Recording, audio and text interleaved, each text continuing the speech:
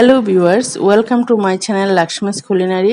আজকের রেসিপি কাঁঠাল বিচি ভাজা। কাঁঠালের বিচি দিয়ে বিভিন্ন রেসিপি তৈরি করা যায়, তবে আজকে আমি কাঁঠালের বিচি সহজে কিভাবে ভেজে নেওয়া যায় সেই পদ্ধতি নিয়ে হাজির হয়েছি।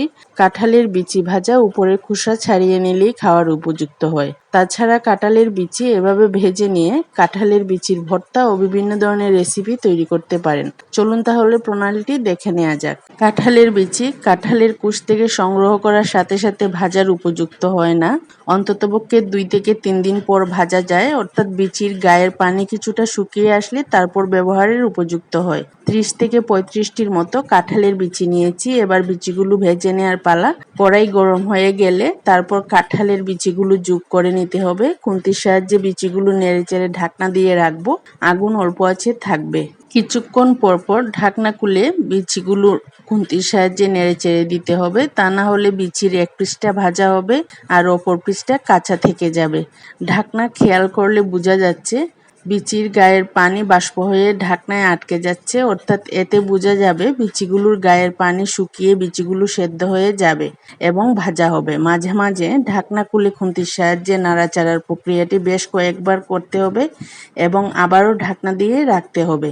আমি যে তাপমাত্রা ব্যবহার করে কাঁঠালের বিচিগুলো ভেজে নিচ্ছি তাতে 8 থেকে 10 মিনিট পর খুন্তির সাহায্যে একটি বিচি ভাঙলে বোঝা যাবে বিচিগুলো পুরোপুরি সেদ্ধ হয়ে এসেছে। বিচিটি খুব গরম, তবুও কাছ থেকে বিচির ভেতরের অবস্থা দেখিয়ে দিচ্ছি। বিচিটি দেখলেই বোঝা যাচ্ছে খুব সুন্দর সেদ্ধ হয়ে এসেছে।